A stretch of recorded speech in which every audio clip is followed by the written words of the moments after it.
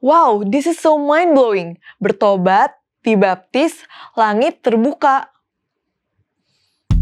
Kembali lagi di Cornerstone Connection. Jadi cerita yang akan kita bahas ini mengajarkan tentang Yohanes Pembaptis. Ternyata ada orang lain nih yang bisa dikatakan seperti kayak penyusup nih, ya, penyusup yang mau dibaptis tapi belum tahu. Maka Yesus katakan, nggak apa-apa, memang harusnya ini terjadi karena ini merupakan satu hal yang menjadi contoh bagi semuanya. Ya kan, karena Yesus kan mau berikan, namun sebagaimana macam banyaknya baptisan itu, Tuhan ingin kasih lihat bahwa ini hanya satu baptisan itu. Namun dalam baptisan yang diselamkan itu butuh yang namanya pertobatan. Tapi bukan berarti tidak bisa ditinggalkan. Hal buruk tetap bisa kita tinggalkan jikalau kita mau berbalik kepada Tuhan. Tapi ya bagaimanapun pada saat berkomunikasi sama Tuhan, rasanya tuh kayak diberikan kekuatan baru lagi gitu ya. Jadi bukan hanya diberikan kekuatan baru.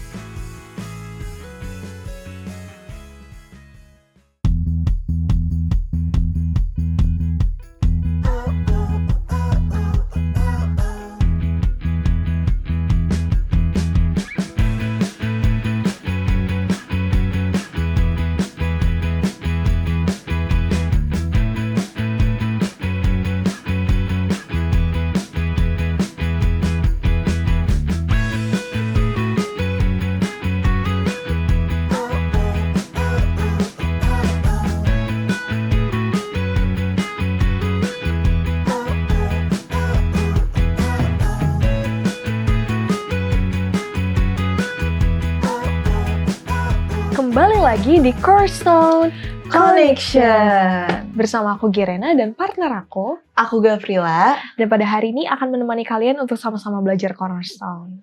Nah, sebelum kita lanjut ke pembahasan pelajaran kita, bagi teman-teman yang belum punya buku Cornerstone sama kayak kita, bisa banget untuk hubungi media sosial atau call center Hope Channel Indonesia, atau bisa juga DM Instagram Hope Channel Indonesia. Dan sekarang kita sudah masuk ke pelajaran ke-7 dengan judul satu jenis. Kira-kira apa ya maksud dari satu jenis ini? Jenis apa ya maksudnya? Oke, tapi untuk teman-teman yang belum punya buku Cornerstone, bisa banget untuk buka Alkitabnya di Matius 3. Oke, sekarang kita langsung baca aja ya, masuk ke dalam pelajarannya. Pada waktu itu, tampillah Yohanes Pembaptis di padang gurun Yudea dan memberitakan, "Bertobatlah, sebab kerajaan sorga sudah dekat." Sesungguhnya dialah yang dimaksudkan Nabi Yesaya ketika ia berkata, "Ada suara orang yang berseru-seru di padang gurun. Persiapkanlah jalan untuk Tuhan, luruskanlah jalan baginya." Yohanes memakai jubah bulu unta dan ikat pinggang kulit dan makanan belalang dan madu hutan. Maka datanglah kepadanya penduduk dari Yerusalem, dari seluruh Yudea dan dari seluruh daerah sekitar Yordan. Lalu sambil mengaku dosanya, mereka dibaptis oleh Yohanes di sungai Yordan. Tetapi waktu ia melihat banyak orang Farisi dan orang Saduki datang untuk dibaptis, berkatalah ia kepada mereka, "Hai kamu keturunan ular beludak, siapakah yang mengatakan kepada kamu bahwa kamu dapat melarikan diri dari murka yang akan datang? Jadi hasilkanlah buah yang sesuai dengan pertobatan, dan janganlah mengira bahwa kamu dapat berkata dalam hatimu, Abraham adalah bapa kami, karena aku berkata kepadamu, Allah dapat menjadikan anak-anak bagi Abraham dari batu-batu ini. Kapak sudah tersedia pada akar pohon, dan setiap pohon yang tidak menghasilkan buah yang baik, pasti ditebang dan dibuang ke dalam api." Aku membaptis kamu dengan air sebagai tanda pertobatan. Tetapi ia datang, kemudian daripadaku lebih berkuasa daripadaku, dan aku tidak layak melepaskan kasutnya. Ia akan membaptiskan kamu dengan Roh Kudus dan dengan api. Alat penampi sudah di tangannya. Ia akan membersihkan tempat pengirikannya dan mengumpulkan gandumnya ke dalam lumbung. Tetapi debu jerami itu akan dibakarnya dalam api yang tidak terpadamkan. Maka datanglah Yesus dari Galilea ke Yordan kepada Yohanes untuk dibaptis olehnya. Tetapi Yohanes mencegah dia. Katanya, "Akulah yang perlu dibaptis olehmu, dan engkau yang datang kepadaku." Lalu Yesus menjawab, katanya kepadanya, "Biarlah hal itu terjadi, karena demikianlah sepatutnya kita menggenapkan seluruh kehendak Allah." Dan Yohanes pun menurutinya. Sesudah dibaptis, Yesus segera keluar dari air, dan pada waktu itu juga langit terbuka dan ia melihat Roh Allah seperti burung merpati turun ke atasnya. Lalu terdengarlah suara dari sorga yang mengatakan, "Inilah anakku yang kukasihi, kepadanya lah aku berkenan." Matius 3. Oke, jadi cerita yang akan kita bahas ini mengajarkan tentang Yohanes Pembaptis yang mempersiapkan jalan bagi Yesus dengan mengajak orang-orang bertobat dan dibaptis sebagai perubahan hidup. Yohanes juga mengingatkan bahwa hidup harus menghasilkan perbuatan yang baik, bukan hanya mengandalkan status atau tradisi. Nah, di dalam cerita yang kita tadi udah baca juga dijelaskan bahwa di sini juga menceritakan nubuatan tentang kedatangan Yesus yang akan membawa Roh Kudus, dan ketika Yesus dibaptis, meskipun Yohanes ini tidak merasa layak untuk membaptis Yesus, langit tuh terbuka dan Roh Allah turun seperti burung merpati, dan suara Tuhan menyatakan bahwa Yesus adalah anaknya yang dikasihi. Nah, di dalam pelajaran ini tuh mengingatkan kita untuk hidup dalam pertobatan, rendah hati, dan mengikuti kehendak Tuhan. Berarti pembahasan yang bakal kita bahas ini memang untuk kita bisa menyerahkan diri kita kepada Tuhan ya. Benar banget. Sebelum kita masuk ke dalam pembahasan yang lebih dalam, kita akan mendengarkan Profesor Corner dalam segmen Apakah Kamu Tahu? Apakah kamu tahu? Yohanes Pembaptis berjanji untuk tidak pernah minum minuman keras atau alkohol seumur hidupnya. Itu terdapat dalam Lukas 1 ayat yang ke-15. Dalam Alkitab ada beberapa tokoh lain yang juga mengambil sumpah serupa. Salah satunya adalah Simson. Hakim-Hakim 13 ayat 3-7. Bahkan makanan yang dimakan Yohanes dan pakaian yang dia kenakan dipilih secara khusus oleh Allah untuk mendukung tugas pentingnya, menyampaikan pesan istimewa kepada orang-orang pada waktu itu yang terdapat dalam Matius 3 ayat 4. Wow, keren banget ya teman-teman. Masih mau dengan informasi yang lebih menarik? Stay tuned with Cornerstone Connection.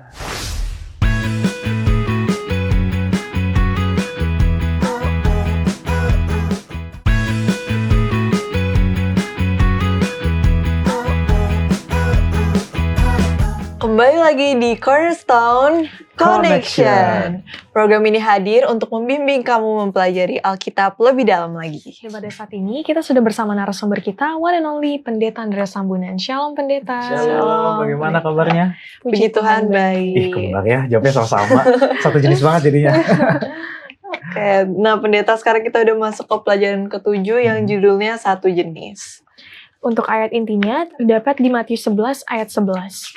Aku berkata kepadamu, sesungguhnya di antara mereka yang dilahirkan oleh perempuan, tidak pernah tampil seorang yang lebih besar daripada Yohanes Pembaptis. Namun, yang terkecil dalam kerajaan surga lebih besar daripadanya. Nah, dari pelajaran ini ada beberapa pertanyaan yang kita ingin tanyakan nih Pendeta. Yang pertama, kan Yohanes Pembaptis ini menyampaikan pekabaran. Nah, apa inti dari pekabaran yang disampaikan oleh Yohanes Pembaptis? Dan kepada siapakah Yohanes Pembaptis ini berbicara? Oke, ya. Jadi kita mau tahu dulu konteksnya. Ya, kita mau belajar dulu konteksnya kan. Waktu itu di Yohanes pasal 3, Yohanes kan berbicara bukan hanya pada orang-orang tertentu kan, tapi untuk semuanya yang ada di sana. Ya, tapi dikatakan bahwa pekabaran ini pun juga ditujukan kepada orang-orang apa aja dikatakan di Yohanes 3, ada orang-orang Farisi dan juga orang-orang Saduki. Betul ya? Nah, jangan Pendeta salah lagi. Enggak ya? Nah, kita nggak pernah salah ya. Jadi ternyata Yohanes Pembaptis menyampaikan ini kepada semua orang, dan di dalamnya ada juga orang Farisi dan Saduki untuk siap dibaptis. Karena pada saat itu kan Yohanes sedang membaptis juga orang-orang di sana. Namun yang menjadi permasalahannya adalah, ternyata ada orang lain nih yang bisa dikatakan seperti kayak penyusup nih, ya, penyusup yang mau dibaptis tapi belum tahu, ya, belum bisa dikatakan belum jelas gitu ya, belum jelas. Karena kan baptisan itu kan merupakan satu hal yang khusus gitu ya, yang khusus, bahkan dikatakan upacara yang sangat-sangat krusial, ya, sangat-sangat krusial. Maka daripada itu pekabaran ini dikatakan untuk semua, dan dikatakan Yohanes Pembaptis pun juga berbicara kepada semua orang, terlebih khusus bagi orang Farisi dan juga orang-orang Saduki pada saat itu. Oke, Pendeta. Untuk pertanyaan selanjutnya di pendeta, kan setelah Yesus dibaptis, ada suara yang terdengar dari surga. Apa sih arti dari suara itu? Dan bagaimana juga hal itu menunjukkan hubungan antara Yesus dengan Allah? Oke, ya. Kalau misalnya mau dikatakan ada apa yang turun tadi? Suara. Oh, suara. Tapi kalau misalnya di pembelajaran kita kan dikatakan bukan hanya suara aja ya, maksudnya dia ada suara, tapi juga dikatakan bahwa langit pun juga terbuka gitu ya, terbuka.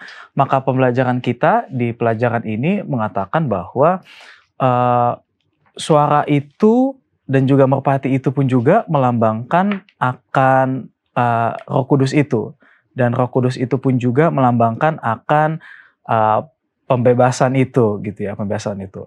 Maka menjadi pembahasan kita pada sahabat yang ke-7 ini, ya kan, dikatakan harus ada satu jenis. Maka semuanya itu kan kita kan kalau kita lihat bahwa ini kan konteksnya lagi pembaptisan gitu ya, baptisan ya. Maka tadi kan sudah dikatakan bahwa baptisan itu adalah satu hal yang krusial. Maka Yesus pun juga ya kan pada saat dia mau dibaptis, seharusnya kan Yohanes bilang, bukan aku yang harus membaptis kamu, harusnya kamu yang baptis aku Tuhan gitu kan. Maka dikatakan di pembelajaran kita bahwa pada saat dia menolak untuk membaptis Yesus, maka Yesus katakan, nggak apa-apa, memang harusnya ini terjadi karena ini merupakan satu hal yang menjadi contoh bagi semuanya, ya kan? Karena Yesus kan mau berikan Yesus mau memberikan suatu teladan bagi semua orang. Ya, jadi dikatakan suara itu pun juga, bahkan merpati yang turun pun itu melambangkan bagaimana hubungan daripada Yesus dan juga surga Allah Bapanya sendiri yang memang merestui akan hal tersebut harus terjadi dan harus kita ikuti bersama-sama. Oke. Pendeta, ada satu pertanyaan lagi nih. Oh, satu ya? Aduh, cepat sekali kayaknya satu lagi ya. Jadi dari pelajaran yang kita sudah tadi, pendeta juga udah ada tambahin sedikit. Nah, apa yang dapat kita ambil dari pelajaran ini? Iya, sudah mau seperti kesimpulan tiba-tiba Iya. ya. Kesimpulan. Ya, tapi pembelajaran ini menceritakan bahwa kondisi daripada orang Farisi dan orang Saduki, mereka ingin dibaptis, namun kita mau lihat, ternyata orang Farisi dan juga orang Saduki ini, mereka hanya kuat dalam, katanya adalah teologinya aja. Tapi dalam perbuatan, nggak ada gitu, nggak ada. Nah, makanya dikatakan seringkali di Alkitab, dikatakan bahwa jangan kita sama seperti orang Farisi, orang Saduki. Karena mereka secara firman Tuhan kuat banget nih. Tapi nyata secara perilaku, tindakan kok beda. Maka untuk masuk ke dalam baptisan itu, ya kan, itu kan butuh yang namanya pertobatan. Ya, makanya dikatakan satu jenis ini maksudnya satu jenis untuk baptisan. Ya kan, karena baptisan banyak banget ya. Ada juga yang baptis apa aja ya? Yang kalian tahu apa baptisan? Baptis percik. Percik, ada juga apa lagi? Baptis selam. Selam, baptis apa lagi? Hanya 2 aja? Masih banyak tapi Masih banyak ya, ada juga baptis bendera gitu ya. Jadi banyak macam-macamnya. Namun sebagaimana macam banyaknya baptisan itu, Tuhan ingin kasih lihat bahwa ini hanya satu baptisan itu. Namun dalam baptisan yang diselamkan itu butuh yang namanya pertobatan. Oleh karena itu kan Yohanes kan bilang kan, nggak bisa, kamu tuh malah dikatakan keturunan ular beludak, dibilang kan keturunan ular beludak. Maka itu nggak bisa dikatakan karena mereka pun juga belum bertobat dari kebiasaannya, ya kan, kebiasaan namanya. Kalau misal dibilang bertobat, kira-kira apa makna dari bertobat menurut kalian? perubahan diri untuk menahan keinginan daging, hal-hal duniawi. Oke. Ya, jadi ternyata bertobat itu kan meninggalkan kebiasaan yang lama itu, gitu ya. Jadi meninggalkan kebiasaan lama, lalu berbalik mengikuti Yesus. Ya, jadi nggak ada lagi dibawa-bawa lagi tuh, ya nggak ada dibawa-bawa lagi. Jadi kayak contohnya yang masih remaja kita ya, mungkin kita ada ya kebiasaan-kebiasaan buruk gitu ya di rumah ya, pasti kan ada gitu ya kebiasaan buruk yang mungkin bisa buat orang tua kita marah gitu ya di rumah, kadang-kadang sebel gitu ya. Bahkan pendeta aja kalau di rumah kadang-kadang orang tua juga sebel gitu kan kebiasaannya pendeta. Ya, jadi hal-hal kecil seperti itu harus kita tinggalkan gitu, harus kita tinggalkan. Bukan berarti tidak bisa ditinggalkan. Kadang-kadang dibilang, aduh gimana, udah jadi karakter gitu ya. Tapi bukan berarti tidak bisa ditinggalkan. Hal buruk tetap bisa kita tinggalkan jikalau kita mau berbalik kepada Tuhan. Ya, jadi seperti itu. Oke. Berarti emang harus sungguh-sungguh ya, punya kemauan dari Betul. diri sendiri. Oke, terima kasih pendeta atas jawaban-jawaban yang tadi sudah diberikan. Sekarang kita akan masuk ke dalam segmen Apakah Pendapatmu?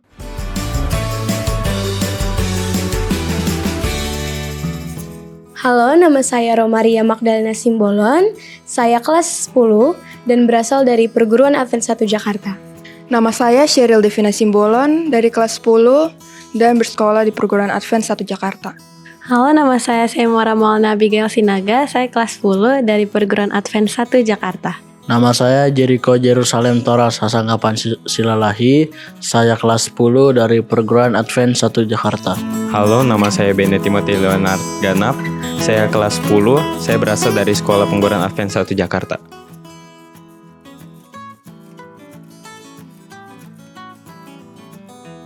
Yang aku rasain adalah tenang, nyaman, dan juga lega.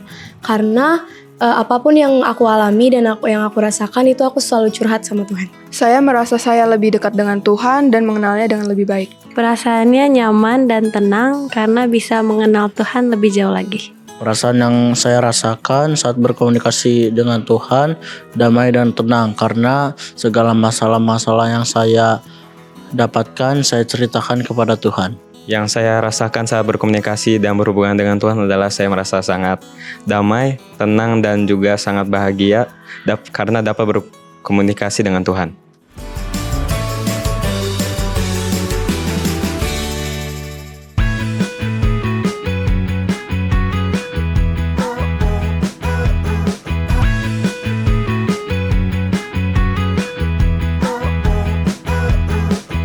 Kembali lagi di Cornerstone Connection. Nah, kita udah denger nih beberapa jawaban dari teman-teman tentang perasaan mereka ketika mereka berkomunikasi dengan Tuhan. Aku juga mau nanya nih, kalau dari sisi kamu sendiri ketika kamu berkomunikasi sama Tuhan, apa sih yang kamu rasain? Pastinya tenang dan nyaman. Karena beda ya kalau kita berkomunikasi dengan teman kita sendiri, pasti ada rasa gelisah, ini bisa dicepuin atau diapain. Kalau sama Tuhan kan pasti akan aman ya. Kayak keep private. Iya, bener banget. Kalau dari pendeta sendiri gimana? Langsung pendeta? pendeta kamu dulu gimana deh? Oke, Kamu kalau dulu dari deh, aku gimana? sama sih kayak Gavrila. Aku ngerasa tenang, nyaman, aman juga, dan aku udah lega karena aku bisa ngeluapin apapun yang aku rasain ke Tuhan dengan hubungan pribadi gitu loh. Tanpa takut dijudge ya. Iya. Oke. Kalau pendeta? Akhirnya pendeta ya. Iya. Ya jadi kalau menurut pendeta ya, kalau apa tadi pertanyaannya ya? Oh, Perasaan Perasaan ya, berkomunikasi dengan perasaan. Tuhan. kalau perasaan sih komunikasi sama Tuhan tuh rasanya damai banget ya. Karena kan biasanya kan lagi hektik banget ya kerjaan, kalian juga sekolah ya. Sekolah banyak banget kerjaannya segala macam, bahkan bisa-bisa tidurnya larut malam banget kan. Kadang-kadang bablas sampai subuh nih kadang-kadang ya kan. Tapi ya bagaimanapun pada saat berkomunikasi sama Tuhan rasanya tuh kayak diberikan kekuatan baru lagi gitu ya. Jadi bukan hanya diberikan kekuatan baru, bahkan pada saat kita pun juga, pendeta pun juga gitu ya, lagi sedang sakit hati pada saat itu, rasanya kayak dipulihin lagi, aduh ditenangin lagi, aduh gitu. Jadi memang komunikasi sama Tuhan tuh penting banget ternyata buat kita. Remuk jiwanya tapi dibangkitkan lagi ya sama Tuhan. Mantap sekali. Emang keren. Quotes of the day.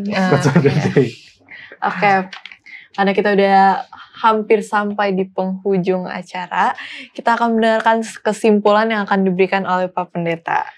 Oke, baik. Jadi kesimpulan kita di pelajaran yang ke-7 mengenai satu jenis adalah bagaimana satu jenis baptisan, satu jenis upacara yang memang hanya dilakukan oleh Yesus sendiri dan dikatakan ini menjadi teladan bagi kita.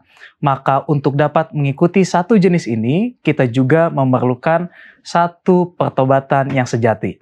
Mengapa kita butuh pertobatan ini? Karena jikalau kita tidak bertobat kepada Tuhan, berbalik kepada Tuhan, maka bagian surga itu tidak dapat menjadi bagian kita. Karena kita semua pengen masuk surga, ya betul ya, pengen masuk surga. Saya pun juga pengen masuk ke dalam kerajaan surga. Dan dikatakan di dalam beberapa ayat, pada saat kita dalam sehari-hari mungkin kita aktif ya dalam penginjilan, namun ternyata tidak sesuai ya dengan apa yang kita lakukan. Ya, di balik itu. Maka di dalam Lukas 6 ayat 46, mengapa kamu berseru kepadaku Tuhan, padahal kamu tidak melakukan apa yang aku katakan. Ya, jadi ini merupakan salah satu hal yang perlu kita perhatikan bersama-sama, terlebih khusus bagi teman-teman Cornerstone dimanapun kita berada. Ya, bisa saja pada saat ini kita sedang lagi dibentuk. Ya, dibentuk oleh Tuhan untuk menjadi satu pribadi, bahkan mempunyai satu visi misi yang sama. Yaitu mempunyai satu tujuan, bahkan dikatakan sama seperti pelajaran kita, satu jenis. Ya, kalau misalnya dikatakan satu jenis, maka harus satukan dulu semuanya. Jangan pisah-pisah ya, kalau pisah-pisah rasanya nggak enak gitu ya. Karena kalau satu jenis sama dengan seperti Tuhan, maka semuanya akan Tuhan lancarkan, Tuhan juga akan berkati semuanya itu, karena semuanya itu juga campur tangan daripada sorga. Berarti kita harus percaya benturan-benturan kecil ataupun yang besar yang Tuhan berikan kepada kita untuk membentuk diri kita. Iya. Oke, karena kita sudah menyelesaikan pembelajaran kita mau minta pendeta untuk mendoakan kita yang sudah menyelesaikan pembelajaran kita pada hari ini. Oke, baik. Kalau begitu kita satukan hati kita bersatu dalam doa. Tuhan Allah yang sangat baik, Allah yang sangat mengerti akan segala kebutuhan kehidupan, baik itu fisik dan juga rohani kami. Kami anak-anak Tuhan, seluruh Cornerstone dimanapun kami berada, datang meminta kepada Tuhan, agar kiranya Tuhan juga mencurahkan Roh Kudus Tuhan, untuk dapat membimbing kami, bahkan menuntun kami menjadi satu pribadi yang sama seperti Tuhan. Bahkan kami pun mempunyai satu tujuan yang sama, yaitu mempunyai bahkan mengikuti untuk baptisan yang sama, yaitu dengan baptislamkan sama seperti Tuhan telah ajarkan bagi kami. Ya Tuhan, meskipun kami masih muda, tapi kami yakin percaya Tuhan akan pakai kami untuk dapat menjadi terang dimanapun kami berada. Bahkan kami juga memohon kepadamu, kiranya Tuhan juga memberikan kesehatan, kesanggupan bagi seluruh kami Cornerstone yang ada di rumah maupun yang berada bersama-sama pada saat ini. Kiranya kasih sorga menjadi bagian kami semua, karena kami alaskan doa ini dalam nama Tuhan Yesus kami berdoa. Amin. Amin. Oke, terima kasih pendeta. Kita udah selesai pembelajarannya. Terima kasih juga kepada teman-teman di rumah yang sudah mendengarkan. Semoga teman-teman bisa mengerti tentang pembelajaran kita yang sudah kita diskusikan. Oke, sekarang kita akan menutup. Sampai ketemu teman-teman yang selalu setia mencari dan belajar firman Tuhan melalui Cornerstone Connection.